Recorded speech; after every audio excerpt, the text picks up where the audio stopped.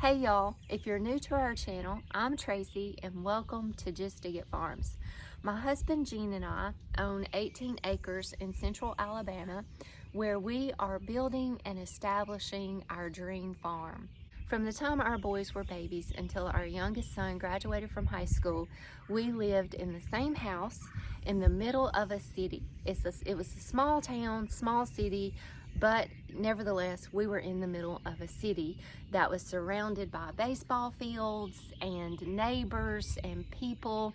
And at that time, it was perfect for us because our boys were very involved in sports and in school, and we had a lot of their friends' parents were our friends.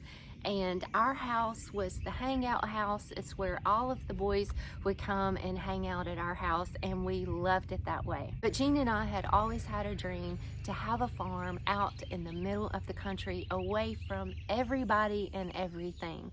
When our youngest son graduated from high school and went off to college, we moved in with his parents, where we lived there for 2 years, and we paid off debts and we saved up every dime that we possibly could. Gene worked full-time and he took on a part-time job at Publix at night. I worked at Petals from the Past full-time, and I took on a lot of extra design jobs on the side. So we worked really hard and we saved up every dime of money that we possibly could. And in any free time that we had, we looked for land. And we found this beautiful piece of property that honestly was absolutely humanly impossible for us to achieve and get this land. But God made miracles happen, and we were able to lease purchase this land in 2014, and in 2016 we signed the contract to put the name in our land, and last year in 2023 we paid off our land. So when we moved to our land in 2016, there was nothing here. It's 18 acres, so there's 9 acres of pasture and 9 acres of old hardwood forest and a beautiful creek and a spring and branch that surrounds the property. So there was nothing here, no house, no gardens, no infrastructures, no fences, nothing. So we were in our late 40s when we moved here and started establishing our farm. We are now in our 50s and we have a lot of the infrastructure done. We still have a lot of infrastructure to go, but we are farming and we are working this land and we are living our dream. In the 7.5 years that we have been living on this property, we have created a beautiful potager garden and orchard. We have chickens, we have Nigerian dwarf goats, we have honeybees, we have rabbits, we have a beautiful Great Pyrenees dog. We had a beautiful lab named Champ that we adored, and we got him right after we moved here, so he's been on this farm with us from the very beginning. He went missing a few months ago and he has still not returned home. So we're still super sad about that, and we're still always looking for him, and I'm in hopes that he will come home, but I'm beginning to accept the fact that he probably is not going to. We have built a lot of fences, animal fences, and fences around our property and fences around our garden. We've built a lot of buildings and a lot of infrastructure here. Our home is a manufactured home. It is a double-and-a-half is what it's called. And we absolutely love our home. It was the best decision for us at the time so that we could go ahead and get moved onto our property as soon as possible, because like I said, we're in our late 40s, and if we would have had to have built a farmhouse financially and physically, we probably would still be building that house right now, and we wouldn't have all of the other farm infrastructures in place. So although I've always dreamed of an old farmhouse and renovating it and making it a beautiful country, shabby chic, old farmhouse, the manufactured home was our best decision and our best choice for us at the time.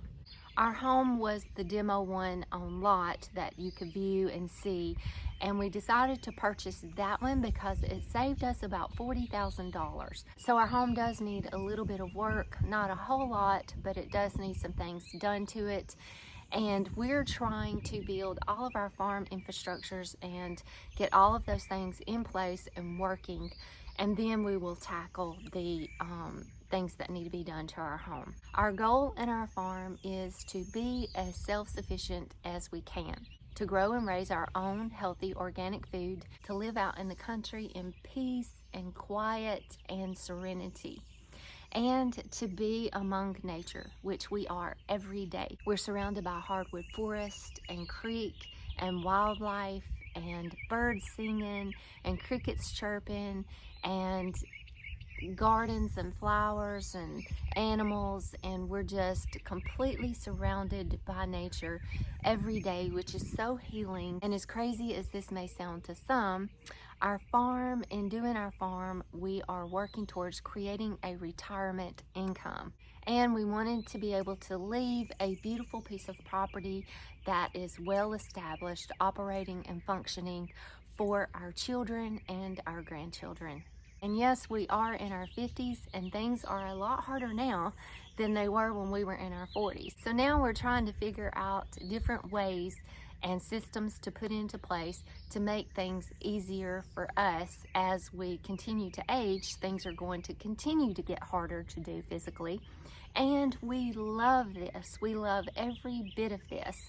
And we want to be able to continue doing this, hopefully until we die. So we're really starting to take some time and focus in on ways that we can build systems and make things easier for us to be able to manage. So we're building and establishing a farm, and we're actually farming and gardening in our 50s, and we hope to be doing this in our 70s and possibly even in our 80s, because we do love it. We are so passionate about it, and we love everything about it. So my encouragement for you today is, if you are dreaming for something, whether it be a farm or a little house in the city, whatever you're dreaming for, if it looks absolutely impossible that it's ever going to happen, then I want to encourage you today. Jean and I are a testimony of how God can make impossible things possible. And if you're in your 50s or your 60s and you've always dreamed of a farm, maybe a flower farm or a vegetable farm or a goat farm, and you think that it's too late, it's not too late. It's never, ever too late to pursue and reach your goals and your dreams. This is Memorial Day weekend, and Jean and I have a lot of projects on the list for the weekend.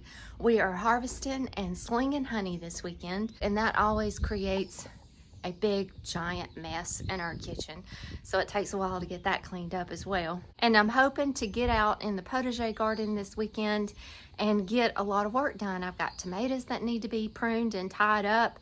I've got tons of things to harvest. I need to harvest the carrots, the broccoli, the squash, the zucchini, cucumbers. All of that needs to be harvested and put up. And we've got a lot of blackberries to pick. So I've got a lot of garden work to do, a lot of harvesting to do, and then a lot of preserving to do. So it's gonna be a busy weekend, and I just wanna bring you guys along with us and show you a little bit of what farming in your 50s looks like.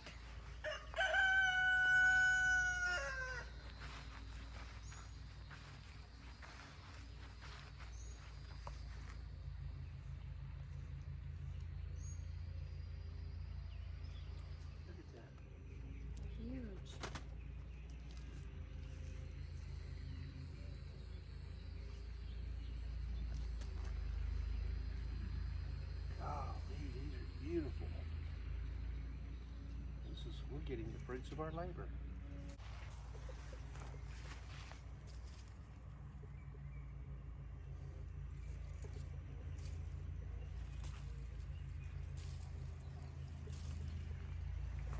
Jean and I are harvesting honey today. We've already harvested 6 supers. Yeah. 6 honey supers, and now we're working on the next side over here.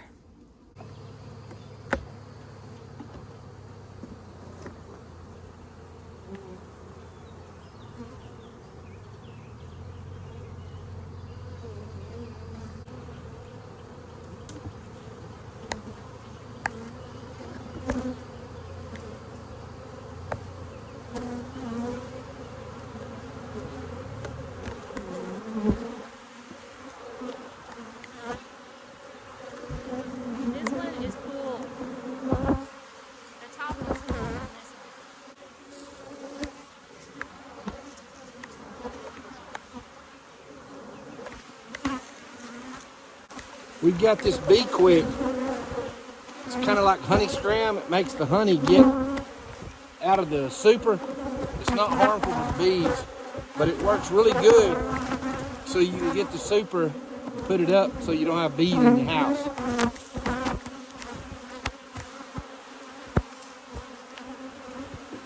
These bees are a lot meaner. Look out, look out. They're a lot more aggressive. They filled up their third box.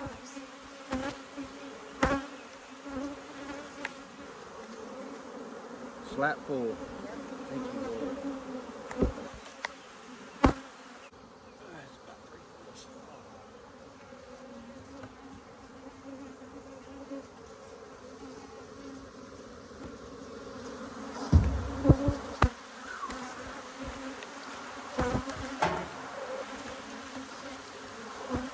All right.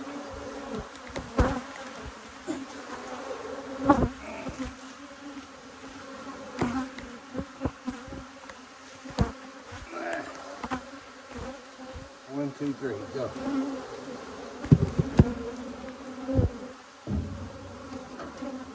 We harvested 15 honey supers today.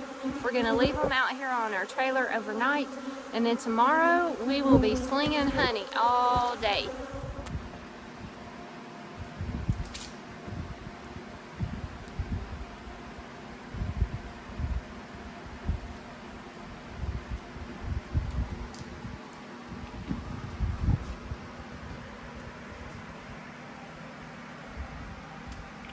So what we do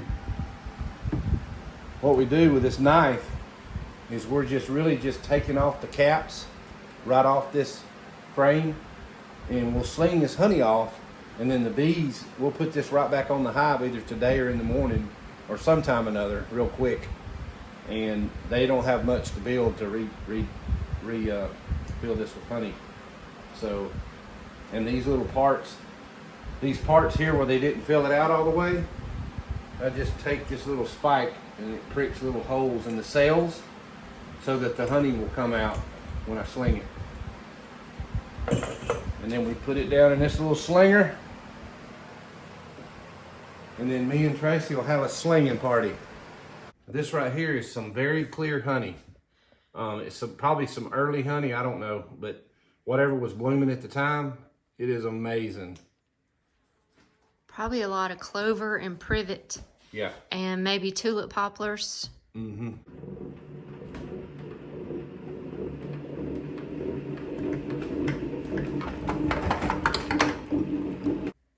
Look at that. Clean. Flip it around. Let's see, that's still got honey. Then we're gonna sling this side.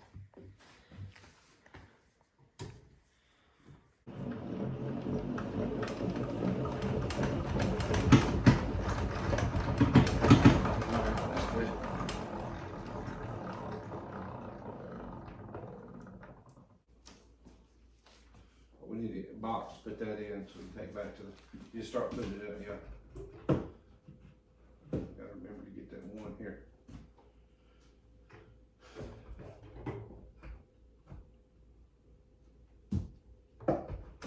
If any of you beekeepers are in the Montgomery area, you need to go see Gene. About to get stung. And yes, I said Gene at the Montgomery Bee Supply. Dude is awesome. He knows his stuff. He's got pretty much everything you need there related to bees and honey. And he's got a wealth of knowledge from years of experience. And he's my go-to guy. Mid-South Bee Supply. It's in Montgomery, Alabama. Let the river flow. Let the honey flow. Holy Spirit, come. Move in power. Let the honey flow. Let the honey flow. Look who's come to the party.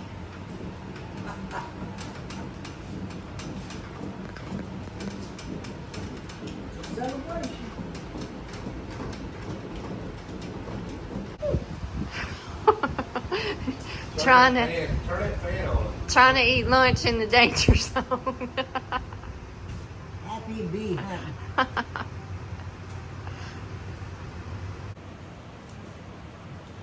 Pop and Jean slinging honey, and we are making. Oh, I didn't know you had that video. You're sorry, little dog. You gotta be careful what you say around here.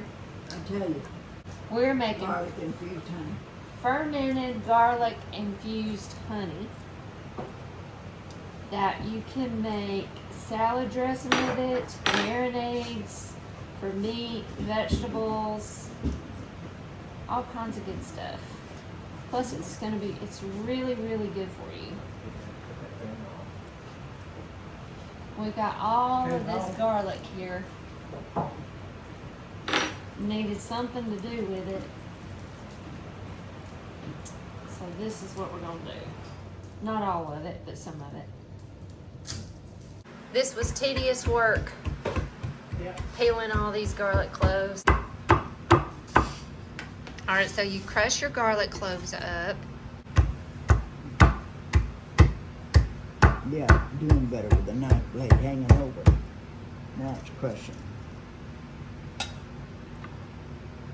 The recipe says 1 cup of garlic cloves and 1.5 cups of honey. Now we're just going to use honey that we just harvested.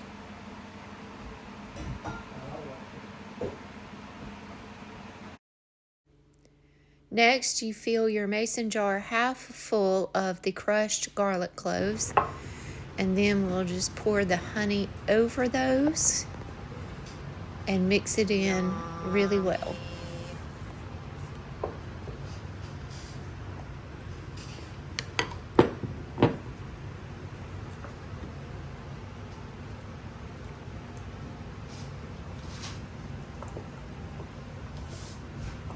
Make sure you leave half of the space in the jar empty, because when it starts fermenting it's going to start bubbling and activating and everything, so you got to leave that space.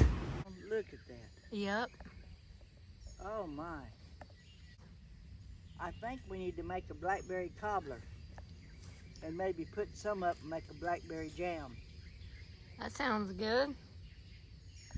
Oh, on a good biscuit. Oh, that would be awesome. Snake away. Snakes love blackberries. That's one of the good things about growing them like this. Yeah. You don't really have to worry about snakes, and if there is one, you'd see it. Blackberry picking time. Now you got to pick that whole row.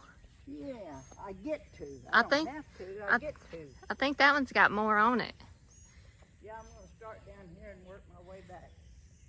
Oh, my lands at the blackberry.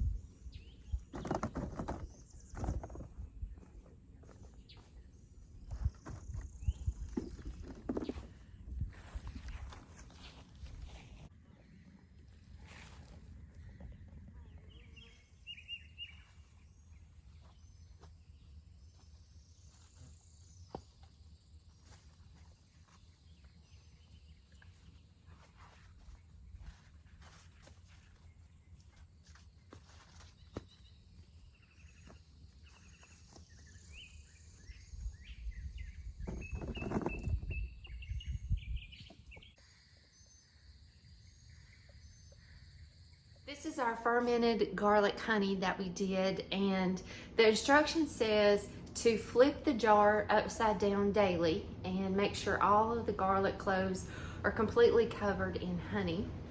And then it says in a few days it should start fermenting. So when it starts bubbling and you see air bubbles in here, then it's fermenting. Mine hasn't really started the process yet, but when that starts, then you are to burp your jar every day, and that just means open up your lid and let that carbon dioxide out.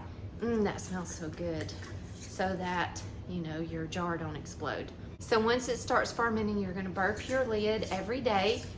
And then when the fermentation process, the bubbles start slowing down, and it says the garlic cloves will all sink to the bottom, then you know it's ready. And it says that you can store this in a cool, dark place for up to a year and use it. So I'm so excited about this fermented garlic honey because I know there's so many different ways that we can use it. I've never done it before. When I was harvesting my garlic, Sheila over at Hall's Tools suggested that I give this a try, and I'm so glad that she did because I know we're gonna love this. And you can see behind me here my squash that I put up yesterday. I put up 26 quarts of squash and zucchini yesterday. Isn't that beautiful? And last week I put up 20 quarts of squash. So that gives me 46 quarts of squash that I've put up so far this year. I've got a little bit left from last year. My pantry goal for the year is to put up at least 52 jars of everything that we're harvesting this year. And that way we would at least have squash for a meal once a week, or tomatoes or spaghetti sauce once a week, or okra, all of the things that we're growing. I'm gonna try to put up enough for all of next year to have it at least once a week. And I wanna try to put up a little bit of extra of everything because I have family that I wanna share with.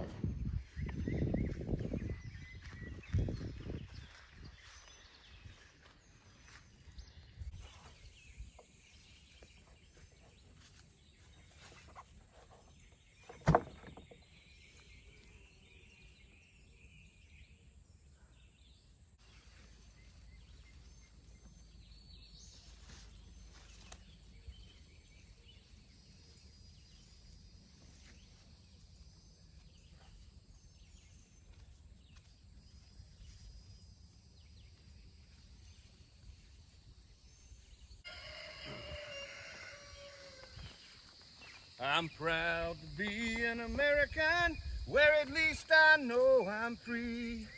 And I won't forget the men who died, who gave that right to me.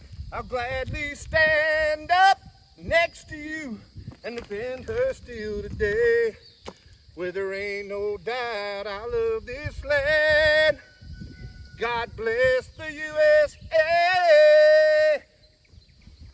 I'm proud to be at Just Digging Farms with my wife. Her name's Tracy. Woo! Got out of breath. Mm-hmm.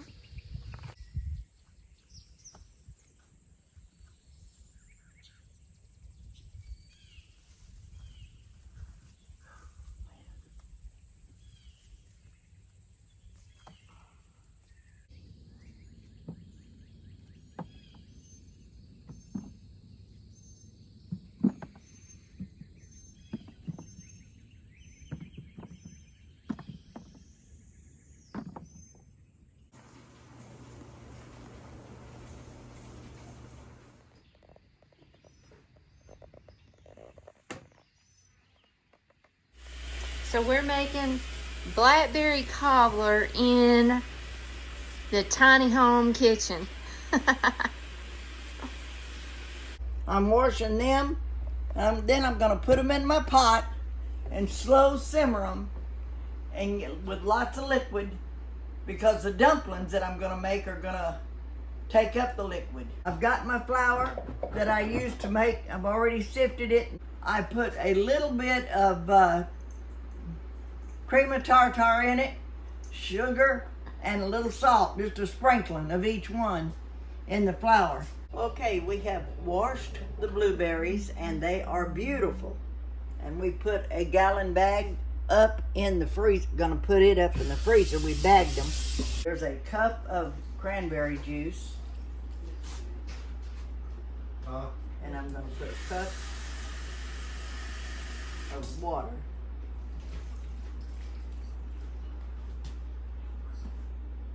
There we go. Turn them on and get them cooking.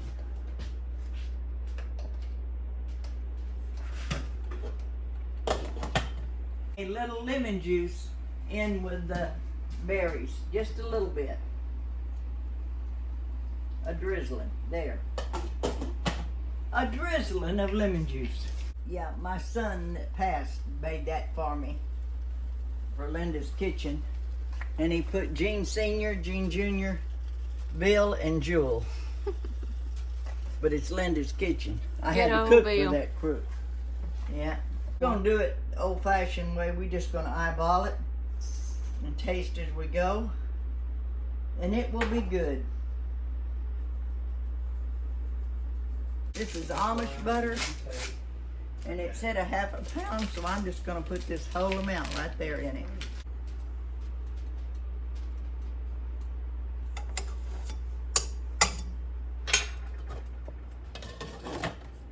This is my flour for my dumplings. Self-rising white lily flour. And I just fill my bowl full, then I go around and press it up against the bowl, make a little well, is what I'm doing. For my Crisco and buttermilk to go in. Then I'll gather it back out.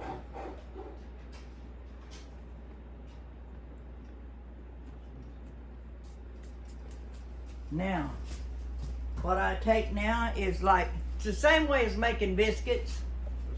I just take like a ball, scoop my hand in there and get the butter Crisco. Yeah, that's the butter Crisco and this is the plain Crisco. I like to mix them. It does make a difference. Now we get to mix it all up into the bowl.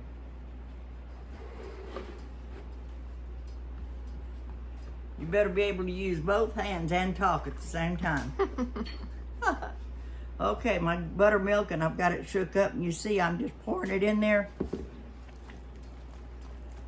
Then I just mash it up together. Now I've got a little pastry blender that you could use, but I prefer to do it the old-fashioned way.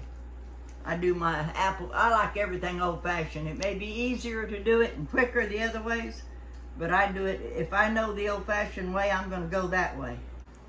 And you just keep kneading it and getting this flour in there till it gets to the right. Oh, Tracy, I got you good. She's gonna come out of here looking polka dot. I'm gonna do a little bit more. It's just more or less the same thing as making biscuits. I'm just getting more dry flour into it because you don't want it sticky when you go to roll it out and make your dumplings.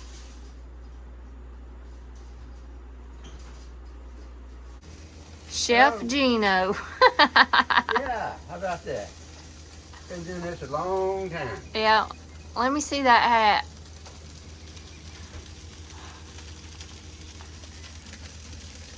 Welcome to Gino's Grill. Yeah. Those look good. Good hamburgers and wieners.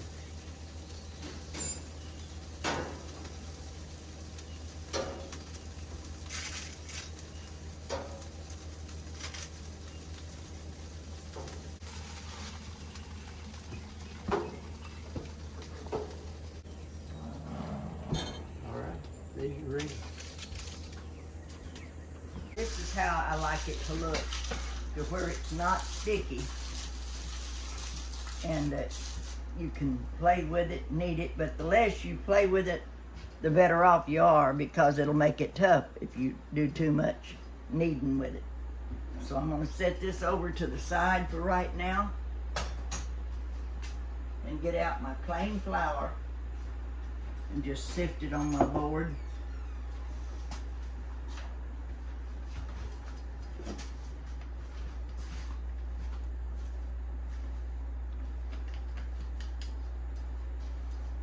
I like your little island.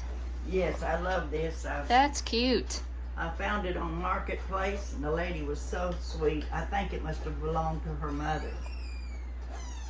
But I love it. It's made all the difference in the world in doing stuff because I've got more counter space.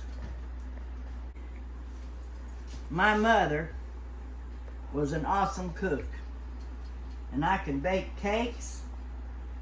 I can make pies with store-bought crust. I love to cook and bake, but I've never attempted but one time making a crust for a pie. I'm going to have to learn and just keep on like I have anything else, because I want to make my own pie crust. My mother baked. She was an awesome cook. She could cook anything and it was always delicious. She didn't necessarily have to have a recipe. She just did a little of this, a little of that, and whipped it together. She could go to a restaurant and eat food and tell them what they had put in it. She had a restaurant called Blueberry Hill No. 2, and that's where Gene and I dated some when we first met. And he liked the song Blueberry Hill. I found my thrill on Blueberry Hill. Woohoo! Anyway, we danced the night away in the dining room of that place. I don't even know if it's still there anymore. A lot of truckers used to like to come in there. And Mother, her and Dad being from Oklahoma, the truck drivers would come in and they would want certain foods. Well, Mother would try, if she knew their route and when they were coming, she'd try to have stuff fixed for them. I'm cutting these in strips to go on top of the pie. And so she would cook, and so when she came out one time, she bought a bag of grits to take home with her so she could cook grits for her truck drivers that were from the South. Well, I felt my thrill on Blueberry Hill. On Blueberry Hill. Popping Mong at a thrill. All I'm doing now is just giving them a gentle stir. I want that butter to get down in there and start melting. We have cooked and simmered the berries. They're still whole. They're soft now, but we've got a lot of juice in here, as you can see. And the berries are still have shape to them. And I'm going to put them over in this big pan. Woo! Don't let it get on you, Tracy. Woo! Almost too much for the pan. Oh my goodness. This is what my mother-in-law always did. She would take these strips, the dough I rolled out, and I used just a regular table knife, cut it in strips. Okay, I'm just going to lay these strips in here. And I got my oven set at 375, and I may end up having to turn it up. But I will cook it till these strips brown. Then when it gets brown, I will take that spoon and dab it down into the crust itself and make like its own dumplings. Now this is cinnamon sugar. I like to put it on top of my bread. Put this in the oven and let it get good and golden brown. Oh my Lord, help me Jesus. That's heavy.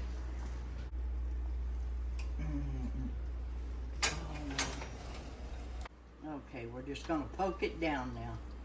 Poke the crust strips down and let it begin to soak this stuff up. You don't want a dry cobbler. You want it to be juicy. Now I'll start stripping it again. Now, on this one, I go the opposite way. I go back and forth.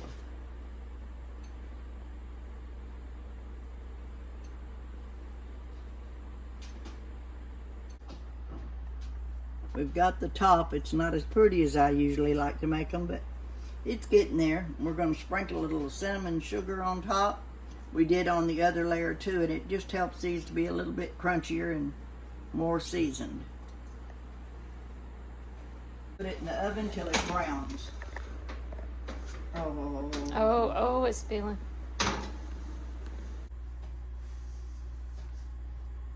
This is a completed one. Now we'll just let it cool. I had to turn it on broil for a little bit to get the top to brown like I wanted it to. And we'll let it cool, and then we'll dip it up and have it bowl of it with vanilla ice cream. Yum. Yum, yum. I hope it's good.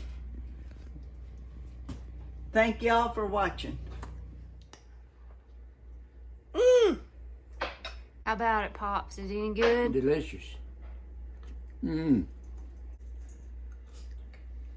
I hope you all had a wonderful Memorial Day weekend, and I hope this video has been encouragement for those of you who are believing and dreaming for impossible dreams, and for those of you who think that you might be too old or it may be too late in life to accomplish the things that you've always dreamt of.